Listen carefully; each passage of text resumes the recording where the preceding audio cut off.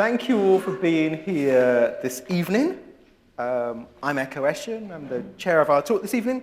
We're here at this Sotheby's event in partnership with Phaidon and Intelligence Squared to mark the occasion of the publication of Phaidon's new book, African Artists from 1882 to Now. It's my great pleasure to be joined by just really a fantastic array of contributors and speakers. From my far left, Hannah O'Leary, head of modern and contemporary African art at Sotheby's. Hannah acted as an advisor for the book, African Artists. To my left here, Ibrahim Mahama. Ibrahim was born in Ghana, where he lives and works, and his work has appeared in numerous international exhibitions, including most recently Sydney Biennial, Stellenbosch Triennial, Lubumbashi Biennale, in Whitworth in Manchester, and the Ghana Pavilion at Venice at the 58th Venice Biennale. In 2019, Ibrahim also opened the artist-run project space Savannah Centre for Contemporary Art in Tamale in northern Ghana, followed by the opening of the vast studio complex Red Clay, also in northern Ghana, and a third education space in 2021 in a renovated silo. He currently has a solo show, Lazarus, at White Cube in Bermondsey. To my right, Sokari Douglas Camp, who's born in Nigeria, studied at the Central School of Art in London and the RCA, and has had more than 40 solo shows around the world. Her work is held in many private and public collections, including the Museum of African Art in Washington and the British Museum in London. She was awarded in 2005, she was awarded the CBE. Samson Kambula was born in Malawi. He lives and works in Oxford, where he's an associate professor of fine art and a lifelong fellow at Magdalen College in Oxford. He's featured in numerous international exhibitions, including the 56th Venice Biennale, Dakar Biennial, Liverpool Biennial. His most recent projects include a solo exhibition at Modern Art Oxford, an outdoor commission of remixed flags in the South Bank Centre, and Antelope, his commission for the Fourth Plinth in Trafalgar Square, will be unveiled in Trafalgar Square in 2022. Look, before anything, please give us a round of applause for our artists and contributors.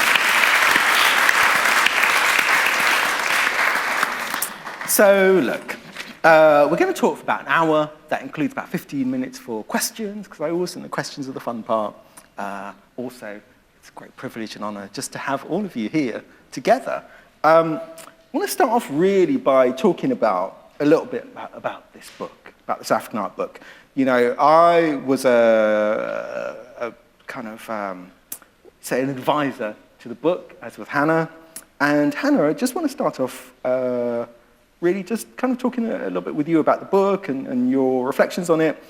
I guess a couple of salient things about this book. One, it includes artists from across the entirety of Africa, kind of irrespective of the notional divide between North and South, East and West. And also, just secondly, in formal terms, it also makes no distinction between modern and contemporary art in Africa, which I think is an interesting point, because often these are kind of conflated and seen as interchangeable, but actually, modern and contemporary, these are two distinct eras, these are two distinct periods, socio-political periods even. And I guess I wanted to ask you that question, Hannah. In that auction houses and the art market often chooses to kind of sometimes ignore those distinctions, or to, I guess, how does this book, I guess, compare to how an auction house approaches the idea or the proposition of Africa? Right, that's quite, oh gosh, how we approach the idea of Africa, that's a very different question. Well, it seems salient to the moment. I mean, many of you here, I'm so intimidated by this audience, by the way, because not only do we have quite a few of the artists in the book and the contributors as well, and I'm kind of fearful we're going to get some good Q&A at the end, but most of you know me pretty well, and you know kind of what I've been doing here at Sotheby's for the last 5 years. Before I joined, we really weren't looking at Africa in a big way, both the artists from the continent or the continent of buyers and collectors that was there, that presented itself. In parallel, you know, I think to this book being published, it's crazy that this is the first kind of significant coffee table book on art from the continent, and that's so significant, and here we are in 2021. The jumping off point, 1882, I don't know if everyone knows this, is the birth year of Aina Onabalu, who's one of the founders, or the founder of Nigerian modernism.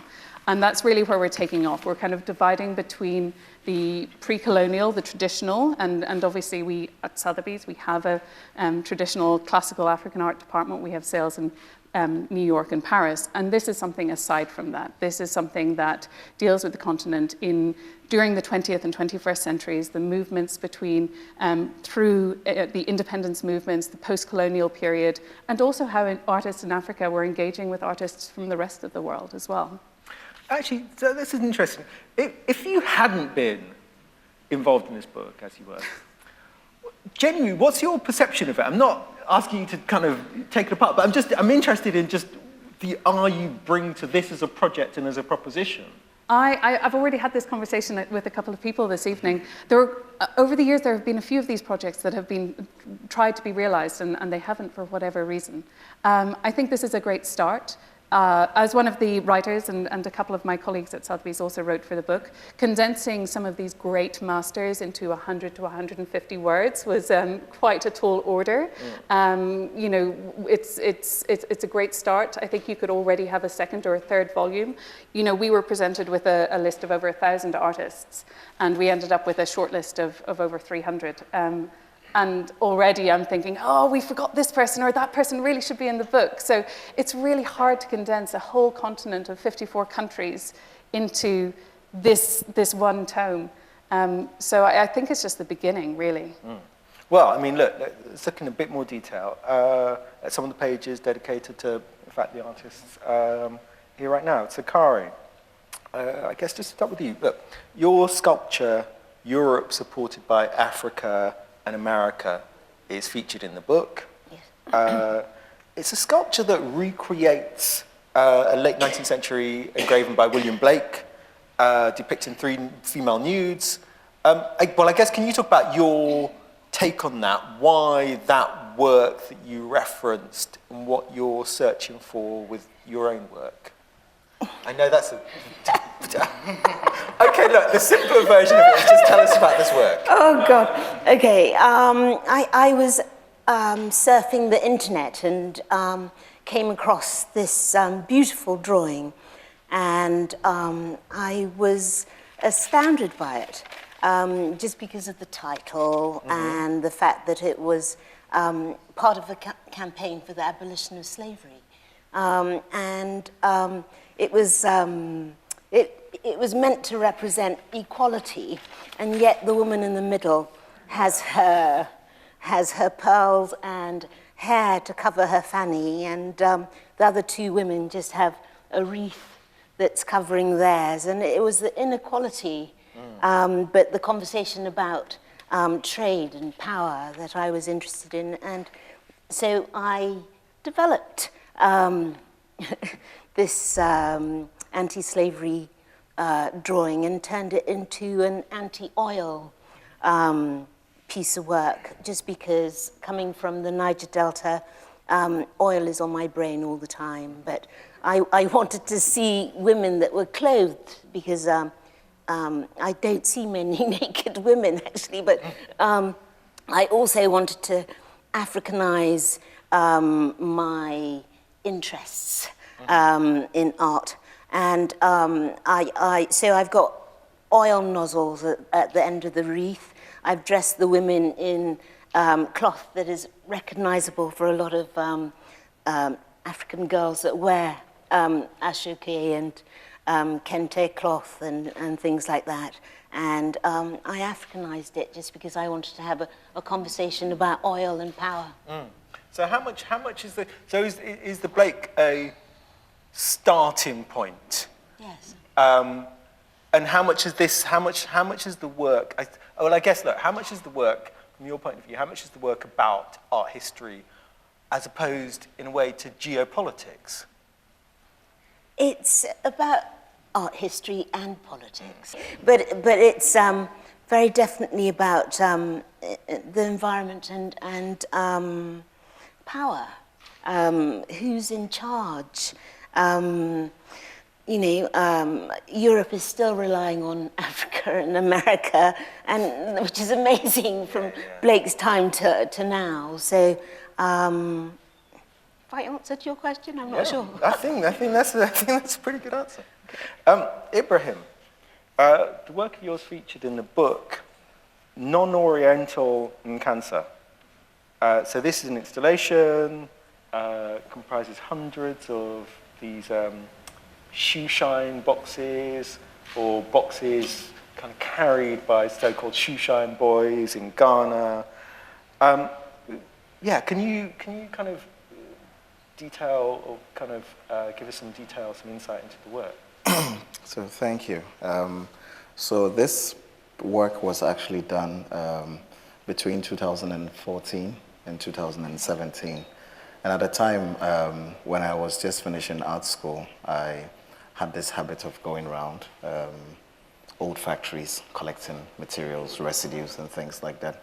And there was a particular factory called the Ghana Industrial Holdings Corporation, the paint division, GEHOC, in Tema, which was one of the factories built in the Nkrumah era. But the state had sold the internal parts, like the machines and others, and they had just left the factory to rot. So there was so much inside the factory, like wood and all kinds of things. And a lot of the paints, the company back in the 60s, they made household paints and things like that. So some artists even used some of those paints to make their paintings. Of course, as an artist coming from the art school in Kumasi, which was introducing radical thoughts in terms of expanding artistic forms and all that, we thought of ways in which we could somehow tap into materials or objects which ordinarily would have not been used to make art. So someone had told me about a factory, and I went there and I realized that there was so much wood in the factory. Of course, I already had an interest in the shoe shine boxes, which I was collecting. But why? Because, I don't know, it's just the object in itself, because a lot of these guys come from the rural areas and they come and sleep. They sleep on the streets, but they make these boxes that look like houses. And and the thing is, if you're in Ghana, you hear them walking around the streets, because they walk down the street banging these boxes. It kind of makes a sort of dull sound, but they're always signaling their presence. Exactly. So I was interested in the sound and also the composition of the objects. But coming from a painting background, I was always interested in the aesthetics of the object, in terms of the paints, the scripts of paints, the scratch marks and all that. And the factory, because it had been left to decay, a lot of the wood in it somehow already referenced this object, which had developed over time because the guys had been hitting it. So I thought it would actually be interesting to bring that conversation, like the history of industrialization, into this object, the shoe shine box. So I made actually replicas of the box with the inside of the decaying factory. So to the point that even when the shoe shine boys themselves saw the box that I made, they couldn't actually tell the difference between mine and theirs. These are not authentic objects. Some are authentic, some are not authentic. But I like the fact that as an artist, you can actually explore both sides, actually. So, I mean, I guess the question in a way, what happens when you bring these objects into the gallery space, when you turn these into an installation piece like this? Where do they go? Where does that original, do they retain a power? Do they turn into something else, I suppose? Yes, of course. They become an artwork, and the art world is full of contradictions. I have been interested in the contradictions of the art world in terms of the art market, objects, making the transition from just mere ordinary objects into objects that become art that have a certain value.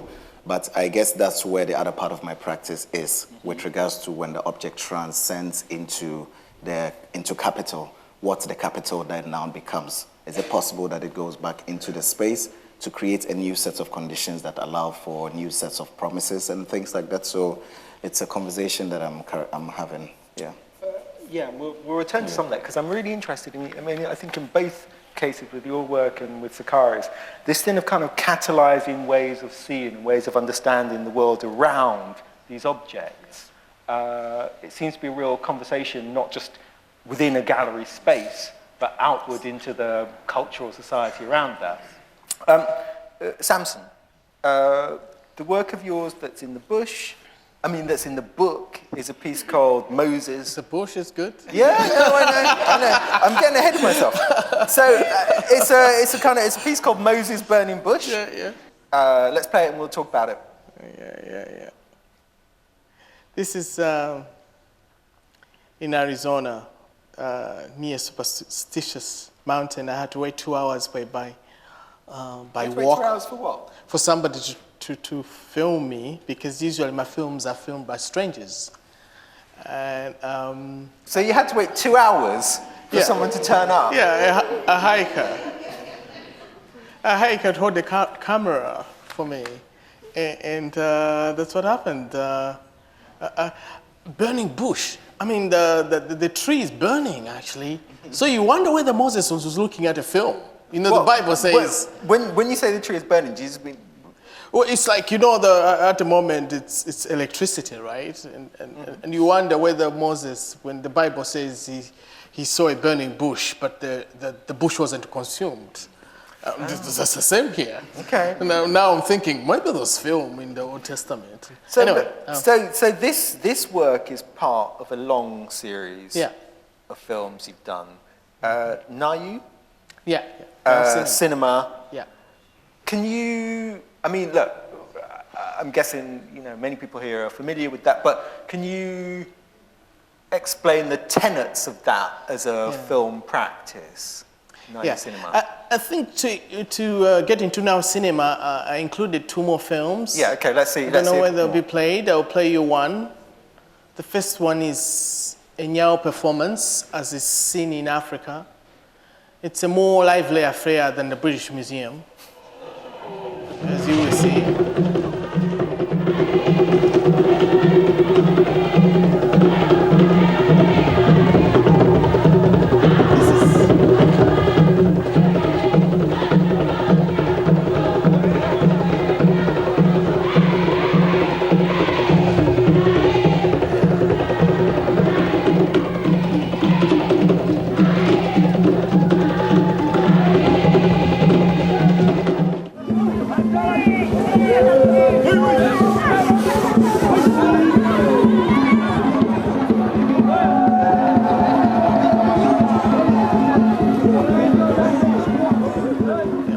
Okay, so before you play the next one, can I ask, can somebody guess what that is, this structure moving? Are we allowed I think I'll ask the audience. Are we allowed to guess? What do you think that was? It's like a rib cage, like a rib cage with a cow, like in Indiana. Yeah, not quite. But I can tell you what it is, actually. I can give you the answer if we look at the next clip. It was actually a train, so we'll see another version of a train. This is by the Lumiere brothers. It's simply a film of a train arriving at a station.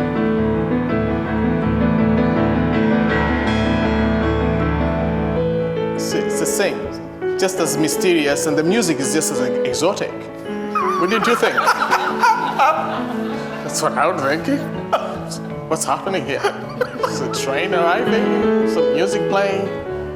It's kind of magical in a certain way. Exactly. It's the same thing. This is French modernism versus Malawian modernism. And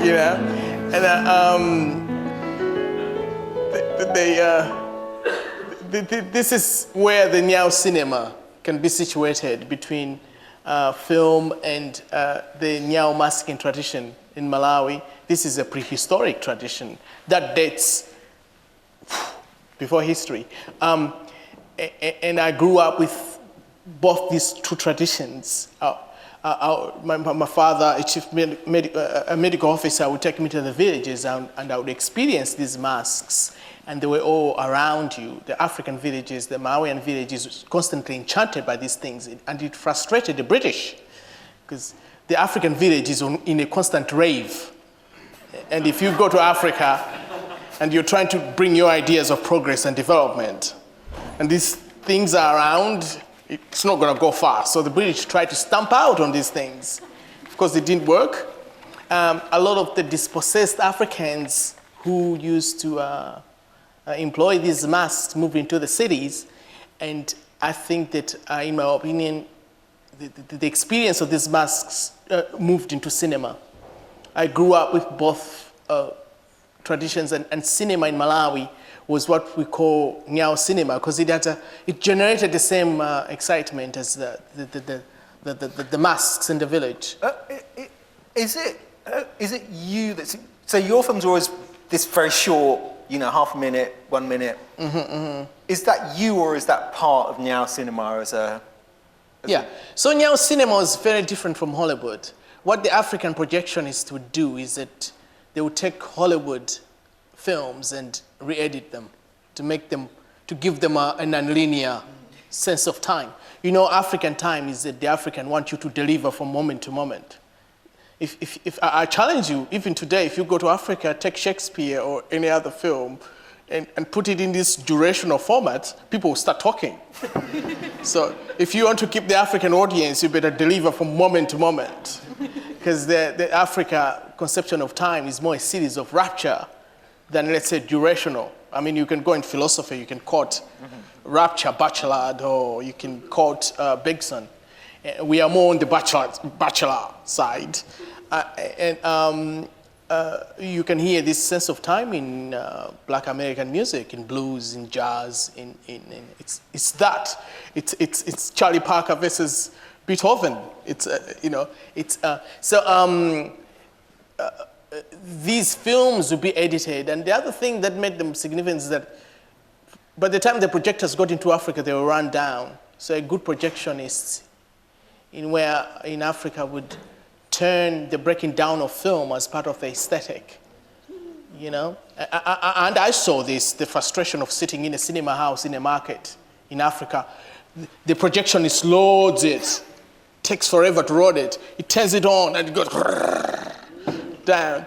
And a good projectionist would turn this breaking down of film as part of his act, And that's what happened when I started to make the films. I just got my MacBook, the first MacBook, and I realized I could travel in time. And when I was traveling around Europe, I simply made these films to communicate to my family, They understood because we shared this experience of watching broken down film growing up. And then eventually a curator noticed them and put them in a gallery, So look, I want to expand out the conversation a little bit, really just to think more broadly about some aspects of, African art. I mean, Hannah, from your position, how have you seen the market develop in recent years? How do you think it will develop into the future? Oh, wow. I know. I'll look into my crystal ball. Yeah. I mean, the market has developed so rapidly in the 5 years since we started these sales at Sotheby's. Again, I can see people in the audience like Toria, who started the 154th African Art Fair. And that was only, I think, I'm going to say, was it 2012, 2013? 13. And, that's one of the most established go-to places to see contemporary art from the continent. Before that, before the auction houses started getting interested, outside the continent, outside those local markets, there were very few places to access contemporary art from Africa.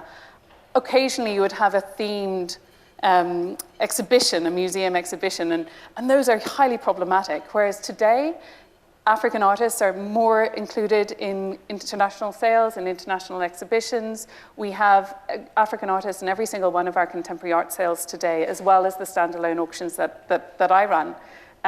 On which note, I'll just mention that we do have a sale next week, and some highlights are on view downstairs. If you'll please try and call in there on your way out, just to do my job. But as regards to the future, we're still, I think I've already said, at the very, very beginning of this journey. Africa represents 1 in 5 people on this planet live in Africa, and it has a much wider diaspora beyond that. That's a huge amount of buying power, collecting power, artistic power. It's the fastest growing continent on the planet. It's the youngest continent on the planet. Also, the wealth creation there is growing rapidly as well. So 20% of the Earth's population and 1 to 2% of the art market, the potential there is huge. We have a lot to do to close the gap. Out of interest, Just, it's kind of so fascinating listening to you talk with such erudition about the subject. I'm interested, what drew you to this territory? Because 5 years ago, it wasn't where it is right now. Yeah. So, I mean, what took you to that to say, okay, look, this is something that, that requires further thought, work, expansion? I think it was a no-brainer, right? I started actually my career with another auction house. I was with Bonhams for 10 years where we started these sales of contemporary African art. And before that, I was working for Sotheby's in Australia, right out of university. So I guess I'd always been interested in the global south, non-Western art, expanding emerging markets. That's been my entire career. And it's something I find really exciting and really satisfying, sometimes frustrating or frequently frustrating. I started really, there was one painting that sticks out for me, which is Gerard Sokoto's self-portrait, which we sold in 2006. The estimate before the sale was £12,000 to £18,000. That was already going to be a world record price for an artist, a black African artist, and it sold for £120,000. And that really kick-started this idea that, oh, maybe there's something in this market. Maybe if we build this sale, if we bring an audience to it, that we can take it somewhere. And it was quite experimental. But also, when I started reading about Sokoto and his life, and exploring his work, but also the time that he was living in, the circumstances under which he worked, the fact that he had to leave in exile in 1947 as the Nationalist Party came into power and implemented apartheid. So he was the first black artist collected by a public institution in South Africa, when his work was bought in 1942 by the Johannesburg Art Gallery, but he wasn't allowed admittance to see his own painting in that museum. And it was another, I think, 60 years before another painting by a black artist was put in that museum. So when you read about that as an art historian, as someone who graduated with a degree in art history and thought, my God, we never touched on Africa once in those 4 years. And there's this very rich, complex art history on the continent in these regions, and often that talk to what's going on in Europe and North America and the rest of the world as well. It just seemed such a, oversight's not strong enough a word. It felt like, what the hell, what's going on? Why have we not been looking at this region? But it's interesting, isn't it? Because it's partly about the market. It's also partly about the artists as well. And I guess, Sokari, you've been making work for a long time, and I mean that in an honourable, distinguished way. I mean, what's your sense of how things have changed over, I don't know, a recent period of time? As in, do you have a sense of your work being looked at differently? I suppose I'm trying to think about this particular moment from the perspective of market, but from the perspective of individual artists as well, and whether from your point of view, we're in a marked period of time. Time takes time. I don't know what to say. It takes time to establish things. And in my working life, I've seen an awful lot of change. I mean, we're actually a commercial asset now. We never were before. So is that good, bad, somewhere in between? What's the feeling that comes from that? It's somewhere in between, because there's just so much to be learned. I mean, it's like discovering a new style of food, that there's history and style and invention because of our history that art historians and buyers have to recognize, have to be taught about, just because we're not new, but we're new to this market. Yeah. Ibrahim, I'm really, when I was introducing you at the beginning, the amount of work you're doing within Ghana in Tamale, in these different spaces that you have created, it seems potentially there's a plan there, there's a goal there, there's an ambition there. What is that goal? What is that plan? What is that ambition?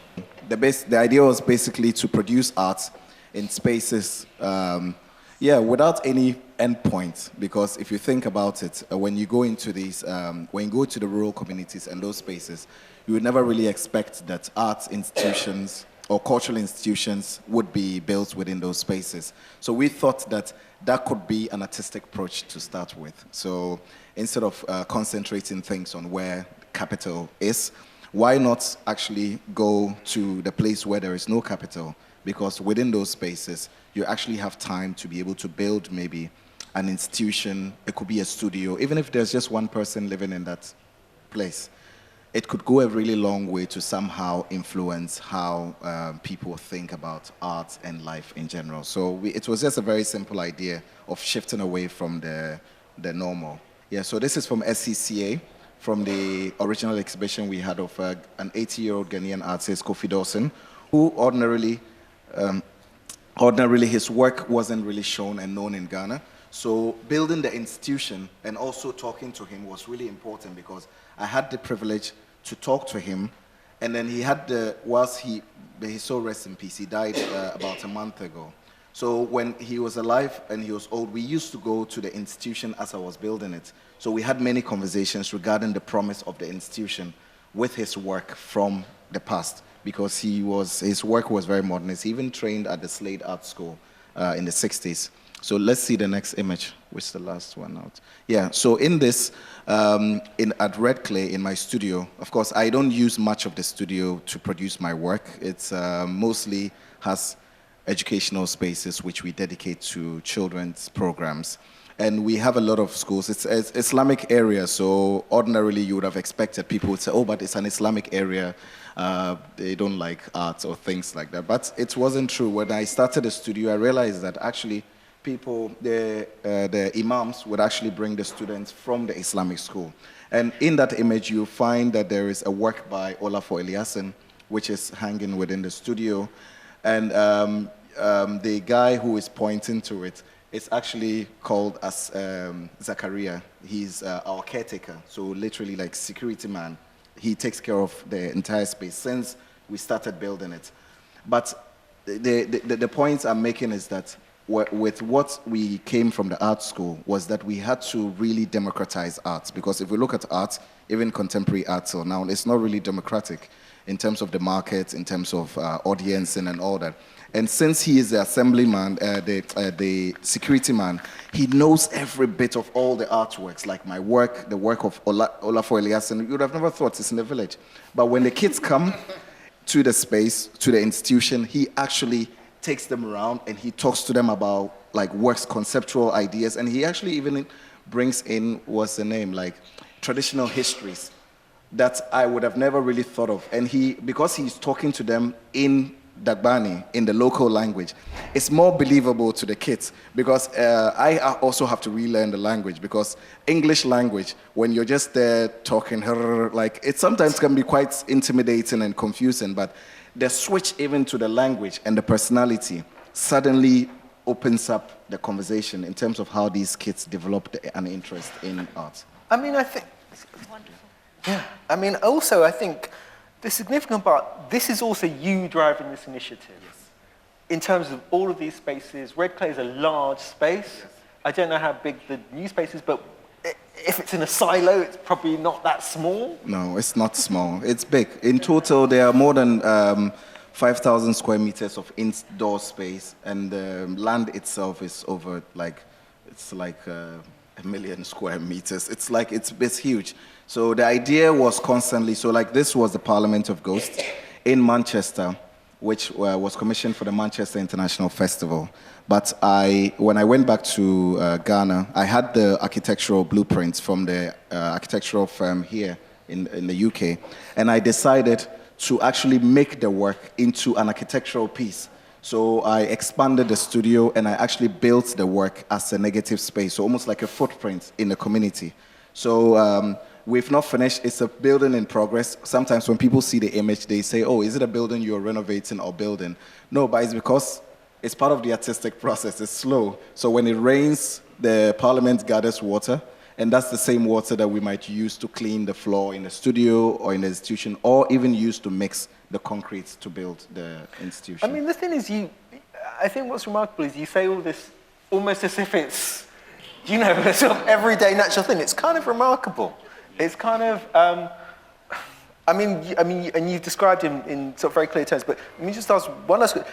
Really, what's driving this? Is this about your practice in these expanded terms? Is this about trying to think about an art ecology in Ghana? What's the motive force here? There is so much, actually. Aside art and everything else, it's also about, I think it's also about legacy, I think. Like, we're very much aware of Yinka Shonibari's space and the residency space that he's working on. There have been many artists over the years. My good friend, Joseph, has been working on an Noldo residency. We have 1957 in Ghana with the residency programs and many other projects that are coming up. But at least our generation, we grew up, of course, like with Hannah, like a lot of artworks which are being made from the continent. A lot of them end up in Western institutions or in Western collections. And for us, it was always very important somehow to think that the work that we were making, at least within our generation, should, if not for anything, should be a gift to future generations on the continent. So why not build, because if my work goes to the art market and it comes back to me in a form of, let's say, money, what do I do with that money? Because I don't actually need money to live. If I want, even if I don't have food to eat, I can go to my family. We're in Africa, they'll give me food to eat. So I don't have to worry about that. But it was more or less about what do you do with that capital? And the point was that why can't we build a series of strong institutions that actually allow for our own people to really access art on a very high level? It doesn't matter where it is. It doesn't matter if only 10 people are going to have access to it, but at least there is a political point to it with regards to what art, contemporary art, can really do in the 21st century. Will you tell us, you just said if only 10 people interact, but tell me again how many school children or how many schools that you interact with, because this number boggles my mind. Well, we have quite a lot. We have a database of over 300 schools, and on every day, sometimes we can have as much as 100 to 200 kids come in. And yeah, so for us, it's interesting. For me, being an artist making the type of work, like the current show in the White Cube, Lazarus, at the time when I'm making these drawings and collages, the same time I'm having to do tours with kids in the institution and talk to them about art and talk to them about building, because they are witnessing the birth of the institution. So for them, it's not as if they just go to a modern arts museum and then they see works hanging on the wall. They understand that it's a process. Even the materials, the clay, red clay is built with clay. So they understand that for clay to come from, let's say, the earth, to become transform into this material clay to build an institution. We talk about all those politics. So we want 20, 30 years from now, young Africans or Ghanaians to really understand what it actually means to be able to build a nation. It's not the kind of politics that we're practicing on the continent now, where we're throwing a lot of money at things which actually don't produce any results. We're actually, even if it's just very little money, because I've done all of this work with sales for my work over the last 7, 8 years, and it might seem like it's a lot, but it's actually not a lot of money. It's just maybe a few, $1 million and something, but in terms of all this, it's possible. Whereas maybe you have government pouring, let's say, millions into a program and it doesn't get anywhere. So it's that conversation that we're trying to establish. Samson, I want to come to you. Look, we're talking about using resources, profile, all of these things. At the moment, think about the Fourth Plinth for a moment. Your work, Antelope, is going on the Fourth Plinth next year. As with a number of your works, it's dealing with colonial, post-colonial history, narratives, and so on. Just interested in I suppose, your goals of using this plinth, this platform. What stories, what work, what ideas, what investigations have gone into Antelope? What's the opportunity that comes with something like the Fourth Plinth for you? Yes, I have lived in this country for 20 years, and I've seen works going up there. often they look forward-looking, but often enough for me, I thought actually they're trying to delay the real discussion about the Fourth Plinth. And when I was invited to propose for the Fourth Plinth, I thought I would deal with something that deals with that square, which is British Empire, the history of the British Empire. And I would approach that from my own perspective as a Malawian. And this is the hero of Malawian modernism and Malawian independence, John Chilembwe, who was on my phone when I got that email from the mayor's office. I was looking at John Chilembwe because he had a very performative approach to activism as a Baptist preacher. And he had this photograph where he's wearing a hat next to a white man. It looks ordinary, but at the time it was illegal to wear a hat in front of a white person. So Which year is this? What 1914. Period? This is 1914. And Chilembwe staged this with the help of his friend, John Charlie, as an act of defiance. And he made several copies of this photograph and distributed it among his followers to show them that you can wear a hat. You are equal to a white person. You know, you shouldn't be intimidated. Of course, he was killed months later. For it. I know. It is funny, isn't it? He was killed for it. I know it sounds ridiculous now, but for daring to wear the hat in front of a white person, months later he was dead. Killed by colonial police. And you can see he's wearing the hat like this, actually. It's very, his name means antelope. And antelope is actually the principal Nyao mask in Malawi, which is a womb disguised as an antelope. We've got sexuation down in Malawi. Because here in the West, you put women on the pedestal as goddesses. In Malawi, we don't put a whole woman on the pedestal. We just take the womb. Sorry. The womb is what... Can we show the womb, the mask? I think it's after this. Yeah, it is. This. You can find actually this mask of the... It's a woman's pubis upside down. Can you see that? You think you're looking at an antelope, but are you actually... You're looking at a woman making love to a sky god. Anyway, this is you can find this mask in the British Museum, and it's worn either... I'm not supposed to say it's worn, but I teach art, so I say it's worn. It's supposed to come from the waters, but it's worn by two men or one man, and it dances round and round. And this is the most important mask in Nyao masking. And when I was approached, John Chilembwe, for me, seems to be suggesting this formation. And I think that's what he's doing in his photograph. He's performing this formation with his friend. John Chilembwe has turned his hat like this to affect antlers for the antelope. It took me a long time. London is known for hats, and I was looking for this particular kind of hat around London. I couldn't find it until I finally figured out that he's actually wearing the hat like this. You know? So I have a question. Why that work now for the Fourth Plinth? Why, you could have come with anything almost, and I know you're describing the work as it is, but why that choice to say, I think this is what I want to say right now?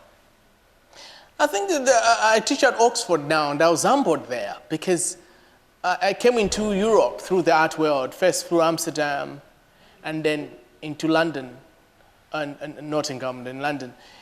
And I thought the world has moved on. But when I moved to Oxford, it was like a bit of a time warp. Some people didn't want me to wear their hat. I was like... So I thought, okay, we're still on the hat thread, okay?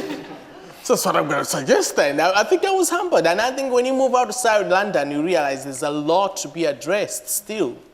The colonial legacy is still there, and it still has an effect on people's lives. For me, I proposed this work before COVID, before Black Lives Matter, before George Floyd. But I sensed that even then, that somehow as a black person, maybe I'm limited.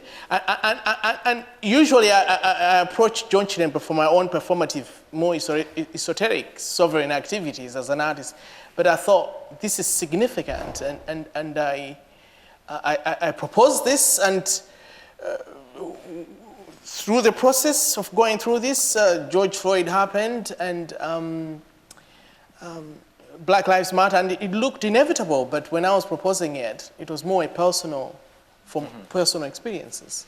I mean, I think one of the things to note, in fact, is that all three artists here have been shortlisted for the Fourth Plinth previously, and I think that speaks of all of your individual talent, and also this moment that we've been talking about over the last, whatever the period of time, where I suppose historically there was a notion of African art, it had borders around it. And I think what we're hearing in all these different descriptions of work is that we can reach beyond that. We can make art that comes out of and speaks back to Africa, but in the same time it expands our sense and our engagement with what Africa means, and how we have to keep interrogating that rather than sit within pre-existing narratives or, that relate to Britain's relationship to Africa or the West's relationship to Africa. Look, we can go back to the book for a moment, actually, because I think a couple of you have selected works by other artists in the book that are interesting for you. And Sokari, let's start with you. Interested to know whose work you found a kind of fascination with in the book. Rotimi Fani Coyote. His work is still sort of very relevant and ahead of its time, and I just loved seeing a bit of spirituality in the book, it seemed as if there was it's been blessed by spirituality and Yoruba gods and things. Looking at that particular picture of his work, it's a man with spots all over him, as you'd imagine an Ifa priest or one of Fela's dancers with spots all over him, and then there's actual flame coming from his groin, and it's just a fantastic picture. It's so interesting, isn't it? His work never feels. I don't know which year was this piece from? No, 87. It's kind of extraordinary. Yeah. It feels. I would say actually he feels more relevant now. Yeah. Than at any time. It's amazing. Yeah. I mean, actually, I suppose the one thing I don't know, how was he received entirely back in '87 with that? I don't really know the reception. Not that well. Yeah. But he had some beautiful pieces that he put out, and he helped start Autograph and things. Yeah.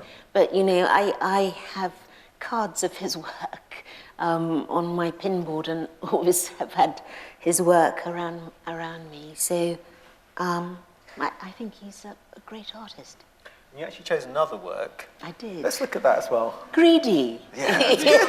It's good. Look, it's kind of a chance to look at the book, Greedy. man. Yeah. This is James Banner. Yeah. And why did I choose him? Because he shows that we're here.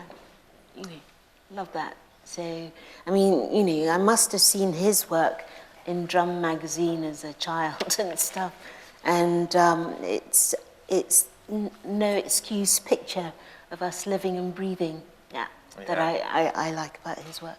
92 years old, has his solo show at Serpentine. So cool. Yeah, it's kind of, it's extraordinary. And I think you made a point earlier, which is that we're here. Yeah. And, we haven't been anywhere else, I suppose. And he's an example of that. Yes, he is. Because he's been making work since... And what's funny is that he's not described as an African artist. What do you take from that? I think that's to come. All right, okay. Samson, you chose a work. Do you want to talk about that? Sure. Who you chose? Samson Gabba, yes. You know, I went to an extremely Western school in Africa, Camps Academy, and there the paradigm was art as mimesis, you know. And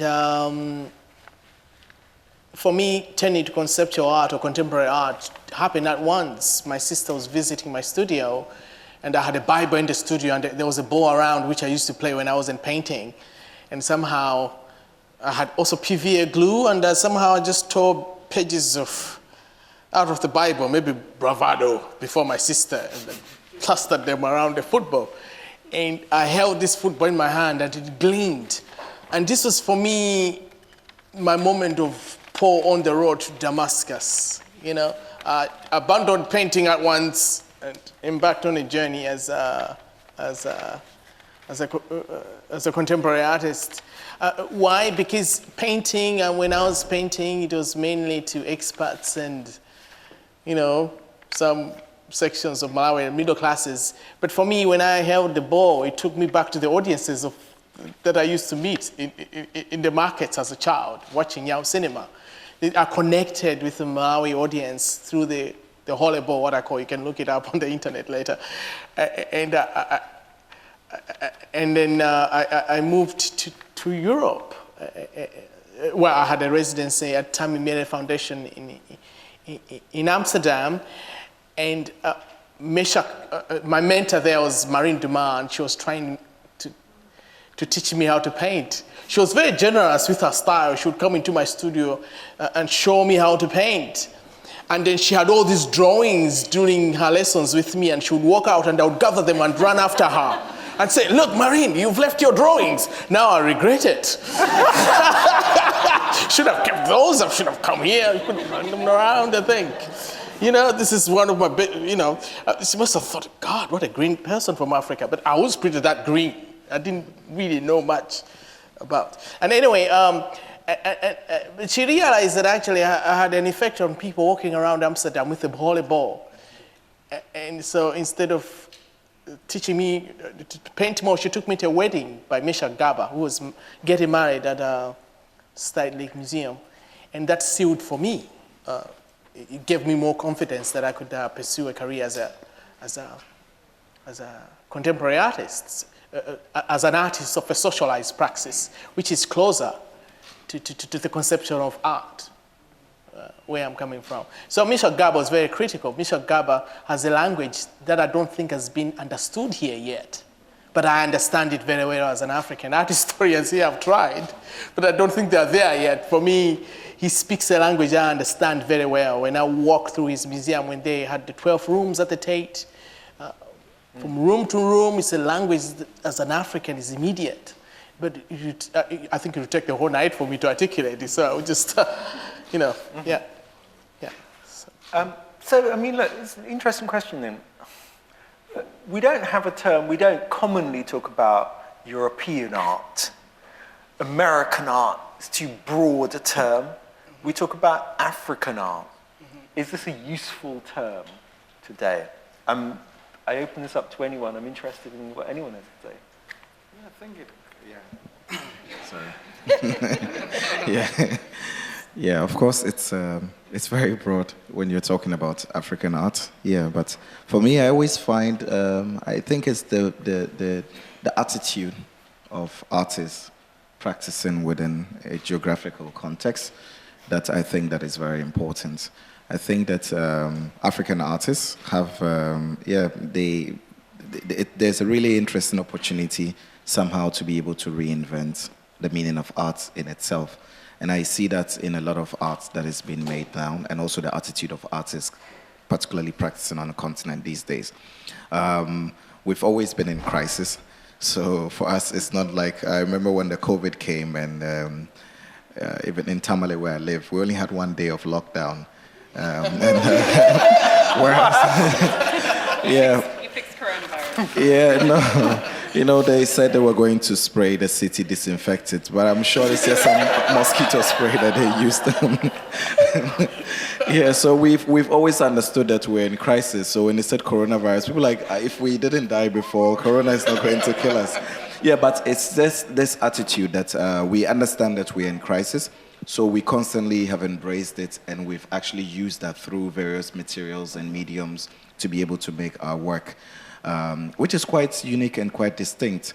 But of course, it's very important for us to be able to look at individual geographical locations, to be able to look at like motives and like also histories and things like that.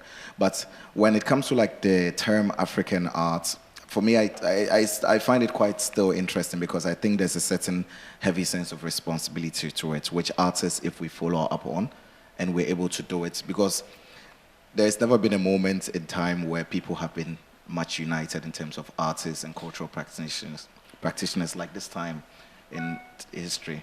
So for me, when you explain that to... Yeah, like, so for instance, having this conversation with you, or you having a curating Timothy Arthur show in 1957, and so many other projects that have happened with the Tate. I remember I was just a student when the Tate committee came to the university, that I met Mercedes there, and we've been friends ever since. Yeah, so it like, and we've had various conversations that have led to different things. African art, I see it more or less as it's more like a solidarity in a way, and I think that the future of us is collective. So if we say, oh, Ghanaian art, Nigerian art, I think why not African art? Because we at the end of the day, we bear the same. It's a responsibility. And we bear the same problems. It's not as if when you go to Malawi, they have different problems than from, yeah. It's in, we all have the same problems. But in Europe, at least, I was in Copenhagen the other day. I know people like here, like I went to Brixton the other day to cut my hair. And 8 years ago, I was cutting it for £5, and now it's £20 because of gentrification and all that. But I was in Copenhagen the other day, and I realized that the first time I went there 10 years ago, I paid 24 kronos for a bus ticket. And today, I still pay 24 kronos for a bus ticket. So within Europe, of course, there are different, like all the different states have their own economic problem. But when you come to Africa, it's like we're all just, yeah, everything is just down, you know? Mm-hmm. And we know why it is so. And at least as cultural practitioners, we have to move a step further away from just thinking that we can talk about the problem rather than doing what we can to somehow add like new promises to it. Does that resonate with either both of you as artists? Yeah. You want to have a, yeah, I think that I'm very proud to be an African artist, because African art is very specific. I went to a Western school, I had a classical education, you know, Comes Academy is called the Eton of Africa. I got a scholarship. My parents were in London. But there I was taught about art as mimesis, representation.